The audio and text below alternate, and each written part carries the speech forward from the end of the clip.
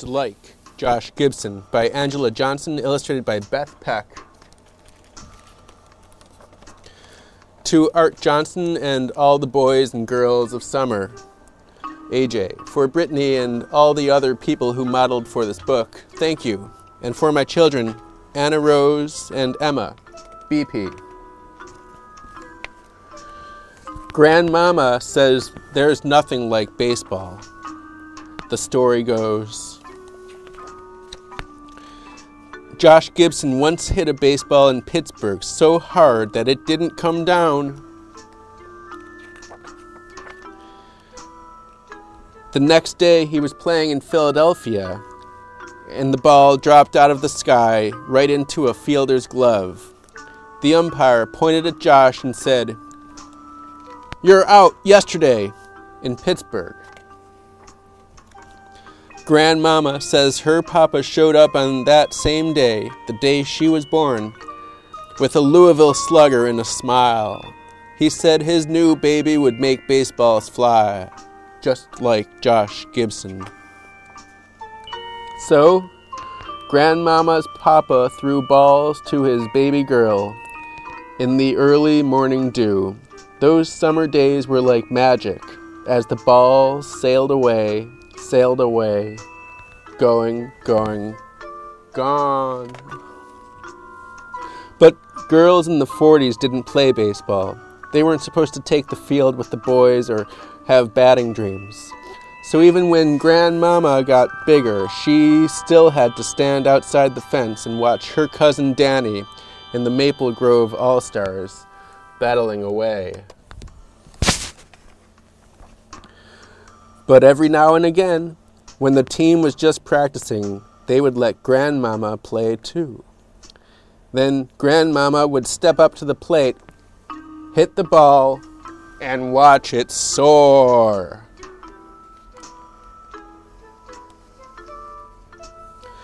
Grandmama says Danny would imagine he was playing with the Dodgers, but she was always Josh Gibson, playing for the Grays, wearing the team colors and hitting away. Grandmama says she would play all day with everybody saying she could do it all, hit, throw, and fly around the bases. But too bad she's a girl. Too bad she's a girl. Until 2 days, hot days after the 4th of July, Danny hurt his arm sliding into second, and there were only 8 All-Stars. That afternoon, the team looked to Grandmama, pink dress with a white bow and Danny's baseball shoes. And Grandmama says as she went to the plate, she remembered, baseball has always been early morning dew and sunlight. Hitting balls with her papa and standing behind the fence watching the boys play. The story goes, Grandmama hit the ball a mile that day, caught anything that was thrown, and did everything else just like Josh Gibson. As she hands the ball to me, she says, "There's nothing like baseball, baby." And I couldn't help but love it, especially that one time I got to hear the cheers, hear all the cheers, while stealing home.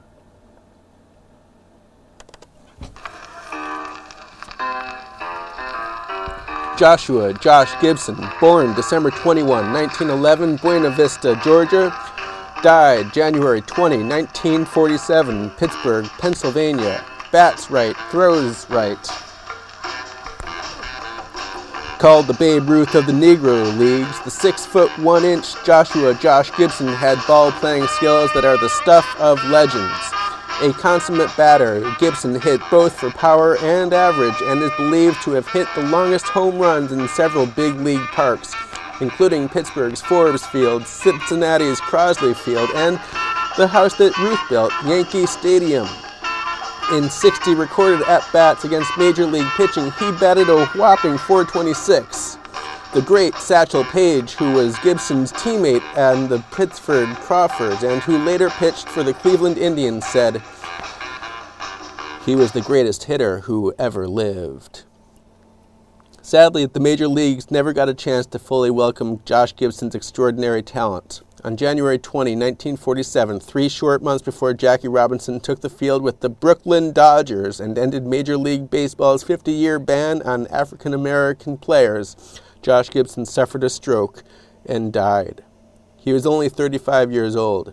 Years later, fellow teammate Judy Johnson would say, "If Josh Gibson had been in the big leagues in his prime, Babe Ruth and Hank Aaron would still be chasing him for the home run record."